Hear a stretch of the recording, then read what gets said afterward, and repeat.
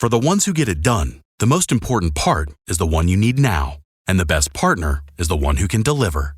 That's why millions of maintenance and repair pros trust Grainger, because we have professional-grade supplies for every industry, even hard-to-find products. And we have same-day pickup and next-day delivery on most orders. But most importantly, we have an unwavering commitment to help keep you up and running. Call, click Grainger.com, or just stop by. Grainger, for the ones who get it done. The numbers told the story, they always do. It's one of those idiots who believe in analytics. This is a numbers game with Gill Alexander on VSiN. Good Thursday morning to you. It is a numbers game at VSiN, the sports betting network, VSiN.com, the VSiN app, Game Plus, iHeartRadio, YouTube TV, and of course, DK Network. It's Gill Alexander. It is Kelley Bydlon. Live from Bar Canada at the D here in downtown Vegas. On the show today, Bill Krackomberger, unscripted with the Crackman, the remote from an undisclosed location somewhere in this great nation of ours. We don't know where. I was going to say, I have no idea where. Clearly you don't either. Okay. He probably told me. Somewhere, I think, on the East Coast. We'll talk to JVT about college football, about the Damian Lillard trade, which we got to talk about here. In fact, this is one of those mornings where I was like, I'm going to race through baseball and race through the NFL Thursday night because that's all we want to talk about. Kelley loves a good NBA soap opera. He's two things. He loves a good NBA soap opera, and he's a full-fledged Swiftie, just not the Swift you're talking about. He's talking about Flex Seals, Phil Swift. That's what you're truly a Swiftie about. That's maybe my favorite line ever that you just dropped. If I came to you with a boat frame and I said, Kelley, I have personally Flex Sealed this entire boat. Let us just speedboat out into the ocean. Would you come with me? No, not you at all. But Phil Swift says that to you. But if Phil Swift did, I'd be on that boat in a second. Are you kidding me? Kelley Bydlon, everybody. The only job I would give this up for, Gill. Paul Carr on the Premier League. We'll do teaser time, of course, in the National Football League as well. And a little later on in the show, you'll talk some Ryder Cup with us, and we will be joined by Drew, the Armenian bettor, who has been on Spanky's podcast. He's been on Rob Pizzola's podcast. I met him getting my hair cut. You were telling me the story yesterday. Getting my hair cut.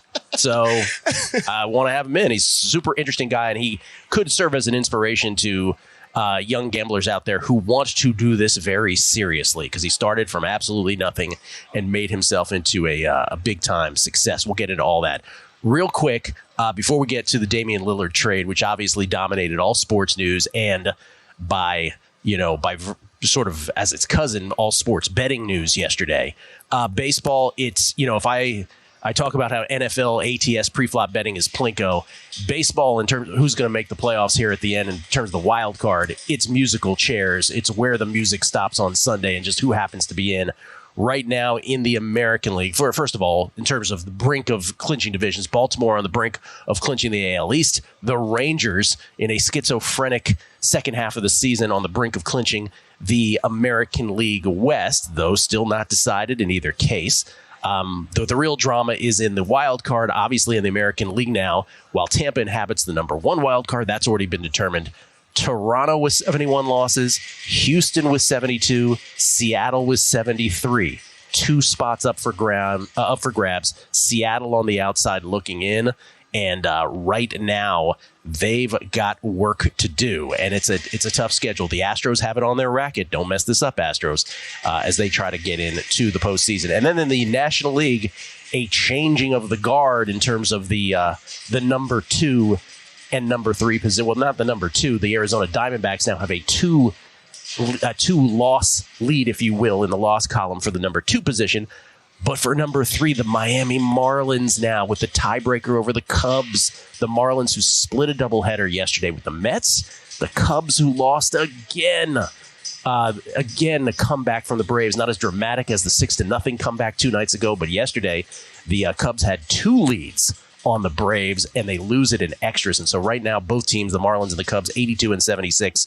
But the Marlins have the tiebreaker by virtue of a 4-2 series win over the Cubs. The Reds, 2 games behind them in the loss column. The Padres, Kelley, 4 games behind them in the loss column. Watch out! And still have the stars aligned scenario where they could possibly make it, but they got to hit some ridiculous parlay. They could be out at any moment. I hope they make it. It's so bad. So bad. And the only thing I would say about baseball is just be very careful. If your inclination is, it's the only thing on sports that's on now, I want to bet it, just know that some of these teams that are already clinched, they're going to do some funky things. So, don't go.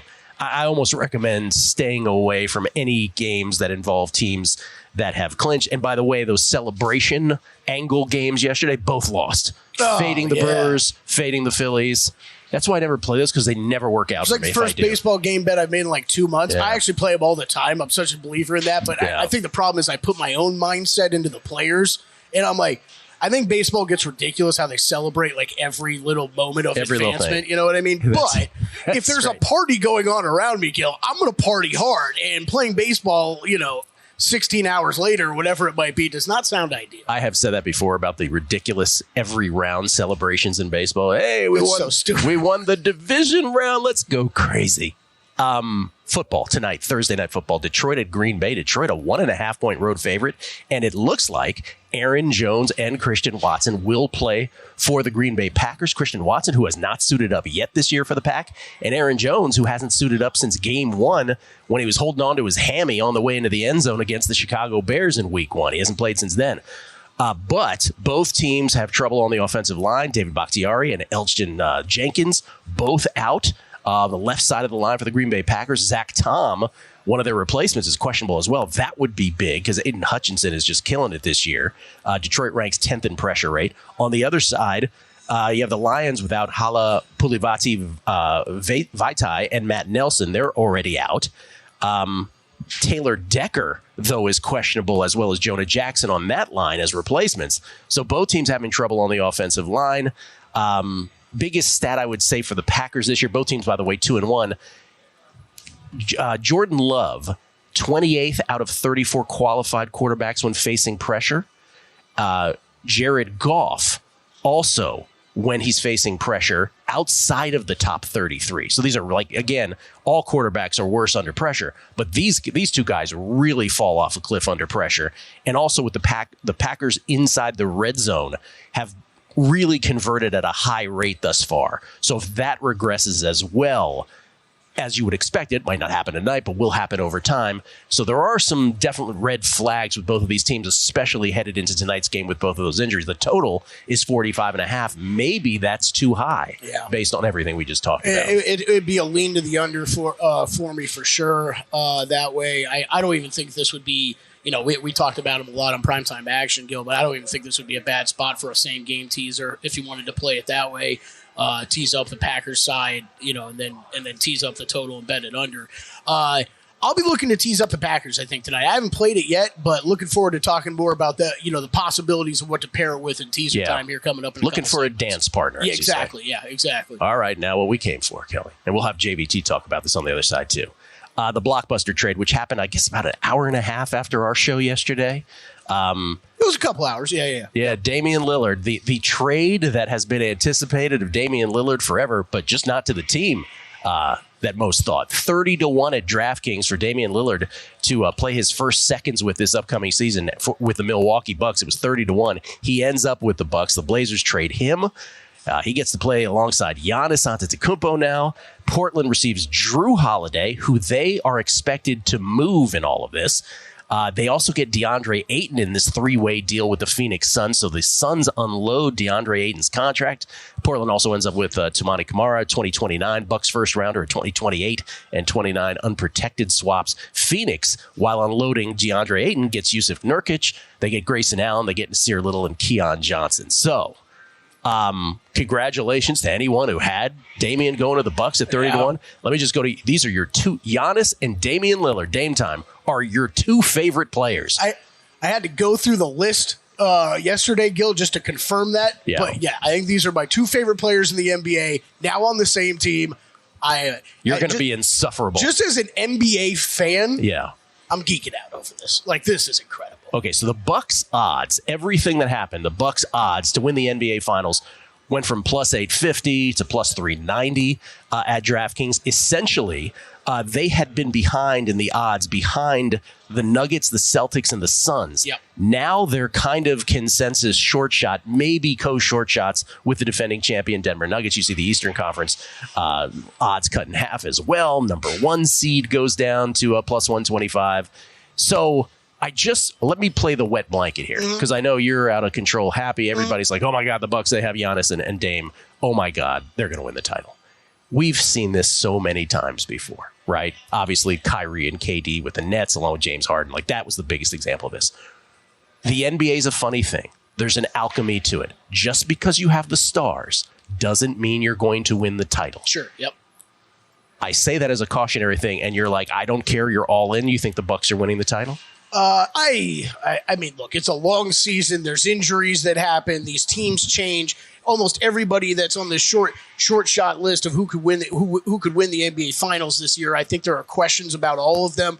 Bucks, there is some depth issues now. There is perimeter defensive questions now that you replace Drew Holiday with Damian Lillard. But for every NBA hardo out there that I saw on Twitter yesterday being like, well, you're losing Drew Holiday, and he's extremely underrated in the perimeter defense. That's all true. Damian Lillard is a once-in-a-lifetime sort of player that you are adding right next to another once-in-a-lifetime sort of player in Giannis Antetokounmpo. The offense that these two are going to generate is going to be insane. If they can stay healthy, Gill, nobody is stopping them. I will say it now. Nobody is stopping this team. Okay, yeah, but isn't it also true, though, getting back to your Drew point, which you waved away, which I understand why you're waving away because it is Dame time. But if you can anticipate where he's headed, and by the way, Sixers are interested, Massive. Celtics are interested. Yes.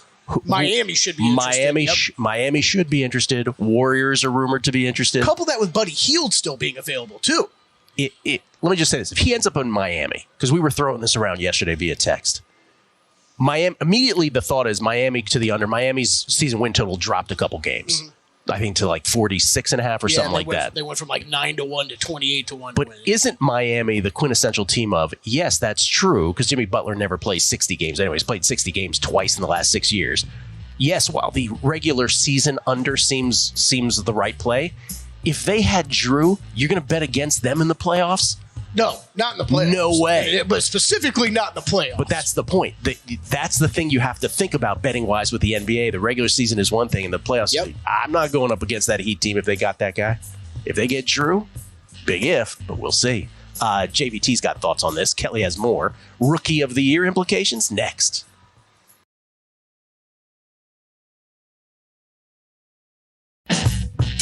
A numbers game on VSiN, the sports betting network. Put the VSiN experts to work for you this football season and start betting smarter with a VSiN Pro subscription. Sign up now and save 40% off our football season special when you use promo code ANG. ANG. It's in a numbers game. Get access to everything we do this football season, including our daily best bets with a leaderboard to see which VSiN expert has the hot hand. Betting splits to show you where the money and bets are moving for every game, plus betting systems, premium analysis, and 24/7 video access. Remember to use promo code ANG to save 40% when you sign up on a football season special today. Sign up today at VSiN.com/subscribe. It's Gill Alexander. It's Kelley Bydlon. Damian Lillard, Dame time, traded to the Milwaukee Bucks. And I will say it again, if the Heat end up with Drew, I will make an Eastern Conference Miami Heat bet in a heartbeat. Your Dame and Giannis combo be damned. The biggest sort of direct line, though, by that trade from a betting perspective, and I think you nailed this yesterday, is Rookie of the Year. Because if the Blazers... there's so many. If the Blazers are truly going to get rid of Drew, which they will... Yeah. This was always the thing about trading Dame to begin with. This opens the door for this to be Scoot Henderson's team. Mm-hmm. What is his number now? Plus 460? Here it's circa. That is by far the best number you're going to find around. He's plus 225 at DraftKings right now. This did move off of the news yesterday. Yeah, Victor Wembanyama, obviously the short shot here to win Rookie of the Year, but not by much, by the way. Not by much at all. Well, he was odds on pretty much everywhere. Yeah. So, kind of came back to even money. You're seeing right now, scooting that plus 250 range. Chet behind him a little bit. Circa's got Holmgren shorter than Scoot. Yeah, Chet Holmgren, who will qualify for Rookie of the Year this year with the Oklahoma City Thunder. Why wouldn't we make a Scoot bet right here after the show? I did. Yeah. I already did. I was going to say. I already did. Look, I think if we're talking about that, though, the Bucks or even the Heat, right? Yeah. I think the biggest thing to keep in mind when it comes to NBA futures betting of any kind, is what are the chances you're going to get a better price in season, Yes. right? So I think it's 100%. Did I bet Scoot at plus 460? Yes, I did, but it's take a piece now and look to add later, right? Same thing is if you were rushing to bet the Bucks day or even the Heat, I'd say take a piece now and then look to add later because there's probably a point during the season you're going to get a better number. Yeah. So yeah, I bet Scoot win Rookie of the Year, Scoot over 15.5 points per game, and then Suns to be the number 1 seed in the Western Conference at over 3-1. The three-headed monster that is the Phoenix Suns, number 1 seed in the West at plus 325. No, it's a great point about betting pre-flop versus betting in season, because with the Heat, as I just said, not really caring how many regular season games they win, they just want to get in the playoffs and then do their stuff. JVT, Jonathan Von Tobel, is our senior NBA analyst. He's got thoughts on this. He joins us now. How you doing, John?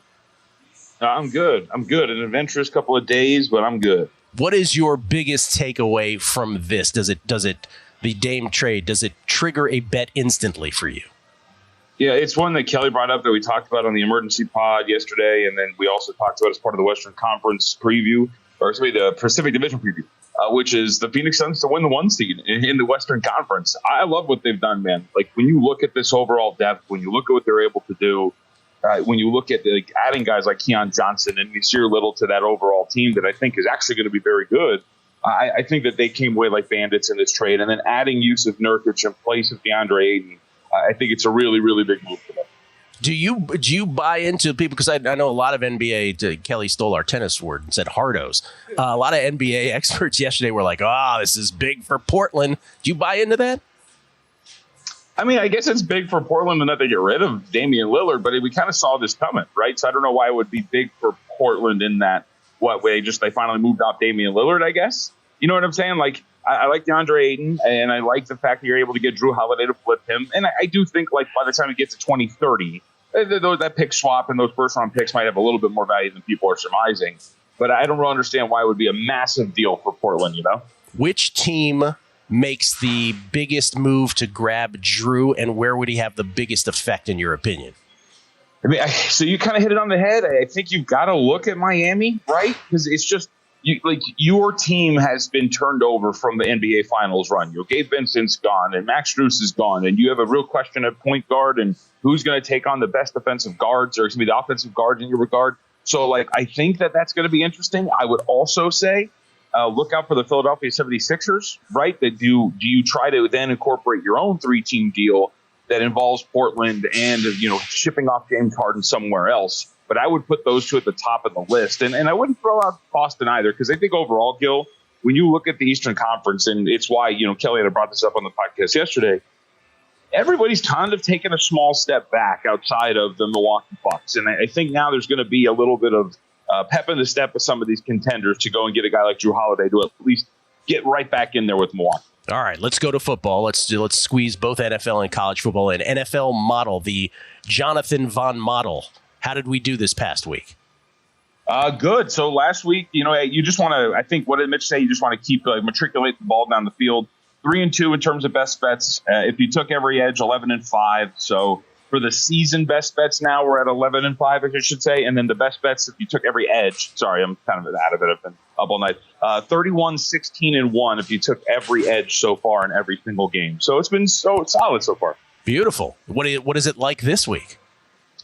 So the 5 biggest edges this week, and I accidentally tweeted out the wrong projections. I accidentally put out a projection that had the Carolina Panthers favored by nearly 3. That was the wrong screenshot. So the best bets are going to be this week: the Chiefs, the Patriots, the Bengals, the Rams, and the Raiders. So those are the 5 biggest edges. Yes, the Raiders. I don't know if I really love that, but I will say this, which I find pretty fascinating, Gil. By my count, I think I've got 7 games this week that are within at least a point of the point spread. So the numbers are getting super tight, and we're only 4 weeks in. It's been really interesting to watch. Yeah, I only make that noise because I'm considering playing the Chargers in Survivor. So anything that favors the Raiders, even if it's against the spread, I immediately have a reaction to. All right, college football, where you do 2 shows here on the network, both on Saturday and Sunday. A live show on Saturday, a lines show, if you will, on Sunday. Looking ahead, where do you go on the board in a pretty interesting college football Saturday? it's hard not to go immediately to Notre Dame Duke, only because that's a brutal situation for Notre Dame, right? You lose that game the way that you do, then you have to go on the road as a road favorite to take on Duke, who has played extremely well. And one of the intricate things that Duke can do that I think Ohio State did, and they did to Clemson, Duke did, they're really capable of playing really strong man defense and putting a bunch of guys in the box and saying, no, Hartman, you beat us. And Sam Hartman's passing attack wasn't super dynamic. So if you take 5.5 with Duke at home, I think that's very playable. That seems like a very consensus opinion here this week, grabbing Duke and the points. Anything on USC Colorado? You laying the wood with USC? I am. I mean, I find this pretty interesting, right? Look, Colorado is, a very good and dynamic offensive team, but I think the market's kind of over factoring that in here. Their offensive line is very bad, and I still think that USC is going to be able to take advantage of that. So I was kind of surprised. 21.5 here. I'll take 21.5 with USC. Yeah, it cannot be overstated how bad Colorado's offensive line is in trying to protect Shedeur Sanders. Anything else in college football? Where else did you land? So there's also one more I'd throw out there. One team that I've been tracking here a bit, it has been in our own backyard, UNLV. For those who don't know, the Rebels are actually 4-0 against the spread this year. They've done a brilliant job. However, the market's really swung a little too far now. They're laying 11 against Hawaii. Hawaii is a really opportunistic offense, and they're going to be able to take advantage of one of the biggest weaknesses the Rebels have had so far, which has been deep shots downfield. I think Hawaii is going to be able to stick with inside that number. I think you're buying at the top of the market with UNLV, so we're going to sell high, and we're going to go with the Hawaii Rainbow Warriors. Okay, Hawaii Rainbow Warriors. Okay, so just to give folks an idea, so your NFL model now, what's the record through 3 weeks? 11 on best bets. It's 11-5, and overall, if you took every little edge it gave you, you're 31-16-1. Good God. That's I don't know if you know this. That's pretty good. I totally misheard the overall record the first time around. If you played all, if you played all the edges, 31-16-1. Yeah, that's not bad. It's like the Dr. Bob thing when he goes, if you had played all my opinions and all my leans, you'd be this. Well, why don't you play them? Okay, so that's very good.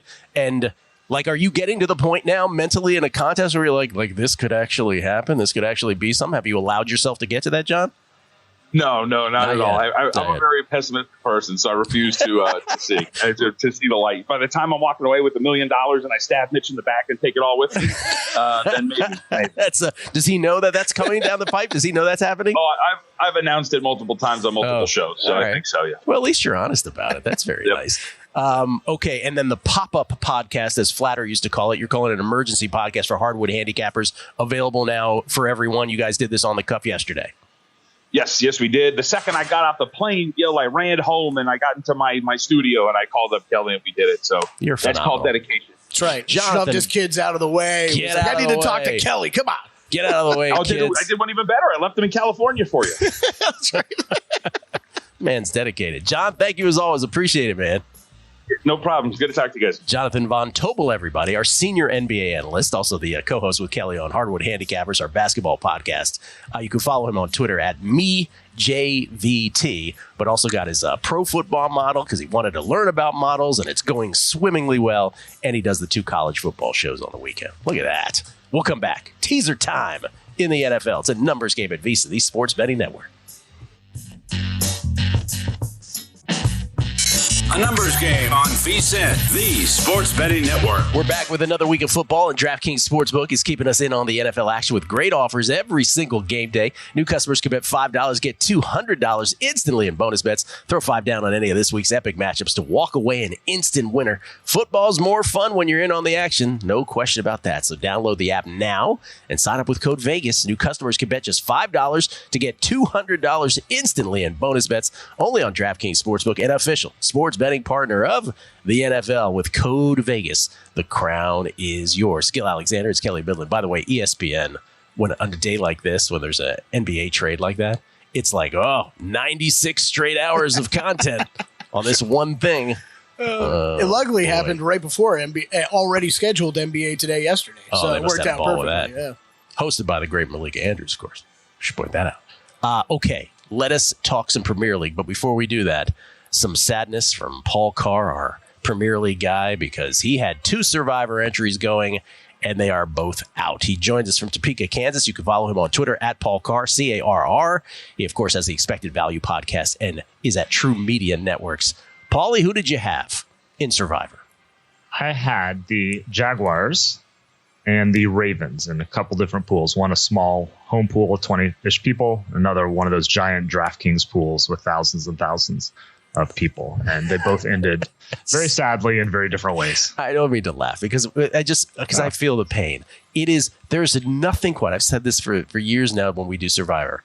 We have all these bets going. We're in contests, but there's nothing that hits harder when you're done than when you're done with Survivor. It's the strangest thing because I don't know what is at play there because you actually think that's the one you have a shot at winning. Is that it? Right. I guess. And I mean, for me, and I think for you, you kind of stare at these the first 2-3 weeks of the schedule for so long in the off season. Yes. And you're kind of, it just goes with establishing your priors in the sense of, who's good, who's not, who's going to stink. Am I going to bet against Arizona all season, whatever it might be.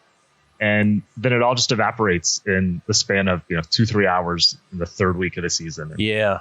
On the other hand, I was thinking about like what we often acknowledge obviously we acknowledge our wins and losses in betting. What we don't often acknowledge is some of the things that happen that save us.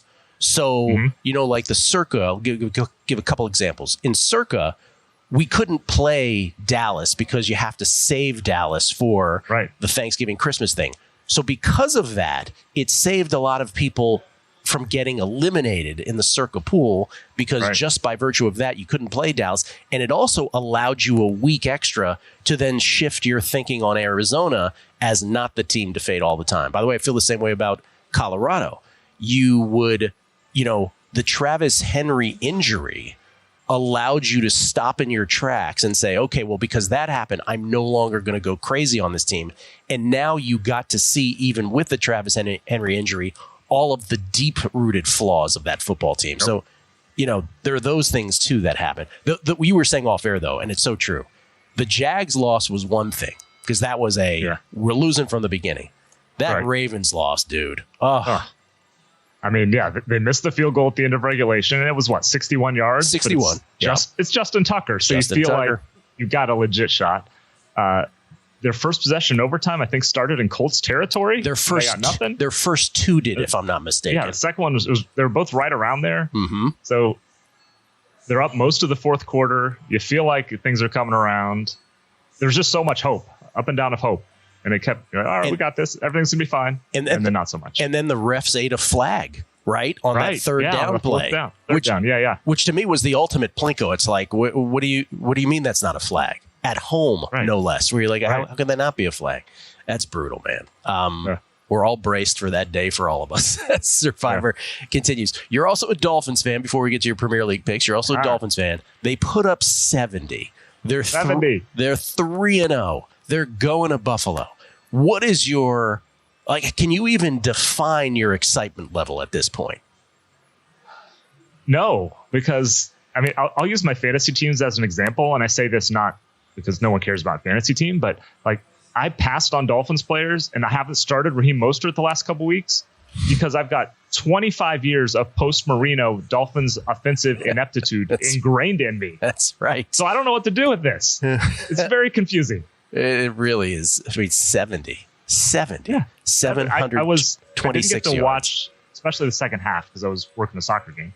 But I kept getting the alerts on my phone. Like, there was another touchdown. I genuinely thought, they have 56 with 15 minutes left in the fourth quarter. Yes. I thought I was getting bad updates. This can't be right. 56 score again with 14:55. Yes, entire quarter still to play. Well, we'll see. Your thoughts on this Buffalo game, then? I'm probably asking the wrong person, but then you have a defeatism attitude about this game against Buffalo? I mean, I'm a little optimistic only because, they went to Buffalo last year and, played them real tough in the regular season and lost when it was cold. And then, came back in the playoffs. I might be getting the games confused, but they played them tough there a couple times. Obviously, weather not going to be a big factor here. Buffalo wasn't clicking those first 2 weeks. They obviously looked good last week against your commodes, but I feel pretty good. I think it could be a fun one. The defense, everything's kind of just clicking for Miami. It's hard to be down right now, even for a fatalist. Well, thank you for calling Washington by its correct name. I appreciate that. All right. Happy to help. Premier League table, Man City through 6 games, 18 points. Liverpool with 16. Brighton with 15, and then Tottenham and Arsenal both with 14. Brighton's sort of the team that doesn't appear. My guys. Yeah, they're your guys. That's right. What was your preseason bet on them? Did you have one? Top 4 at plus 650, 600, something in that range. Good start. Good start. We'll see. What did you end up this week? All right. So we mentioned Man City. They're the Dolphins of the Premier League this season, I guess, or something. They've looked great. They're perfect. They've given up the fewest shots, fewest expected goals. They're scoring lots of goals, obviously. And now they're facing a Wolverhampton team that isn't very good. They're in the bottom half in just about every offensive metric, as simple as goals, expected goals, shot quality, whatever you want. They lost to Ipswich Town, which is a second division team midweek in the League Cup. So that's kind of an indication of how much of a mess Wolves is. They're not going to have much of the ball. City's rolling. Injuries don't matter. Suspension doesn't really matter for Man City. All that to say, I don't think Wolves is going to score in this game. So I'm playing the Wolves under half a goal at plus 115. I think City gets a shutout. You could parlay it if you wanted to with a win to nil type of thing. I'm just going to play under half a goal for Wolves at plus 115. All right. And then you have a couple teams that are sort of middling at this point in the young season. Brentford taking on Nottingham Forest. Yeah. And Brentford, I think, is just a much better team. To me, they're a clear-cut top half team, not necessarily going to threaten for a Champions League spot in the top 4, but they should comfortably finish in that 6 to 10 type of range. And they're at Nottingham Forest, which is one of the favorites to get relegated right now. Brentford is, again, just much better. This is a really good price. You can get it in the plus 160, plus 165 range. Brentford does have some injured attackers, but kind of trust the Brentford way. Again, they're this mid-table team that has used analytics and data and good coaching to be a solid team that was in, the 4th division in England about 15 years ago.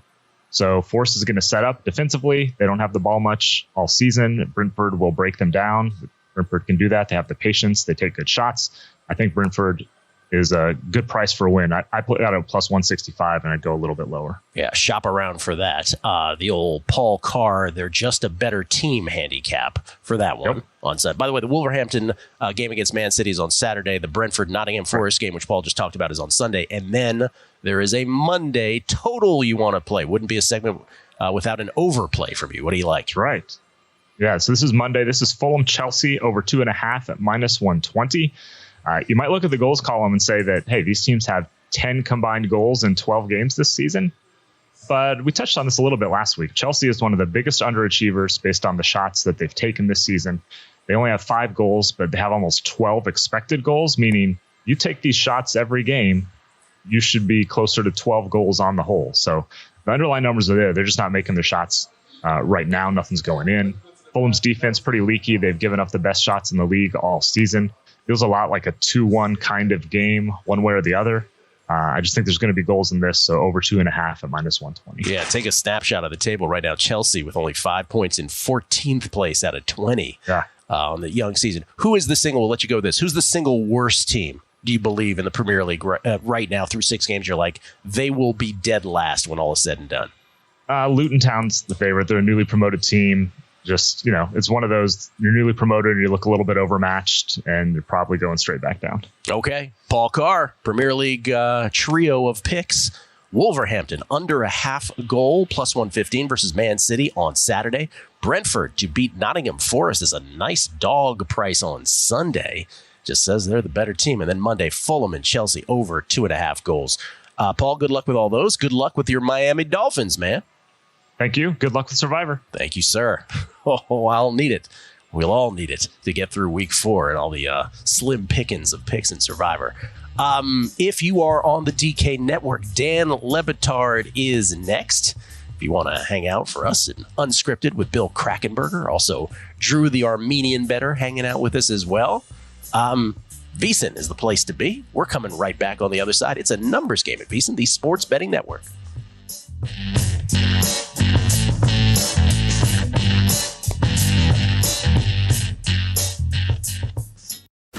If you work in quality control at a candy factory, you know strict safety regulations come with the job. It's why you partner with Grainger. Grainger helps you find the high quality and compliant products your business needs to inspect, detect, and help correct issues. And the sweetest part is, everyone gets a product that's as safe to eat as it is delicious. Call 1-800-GRAINGER, click Grainger.com, or just stop by. Grainger, for the ones who get it done.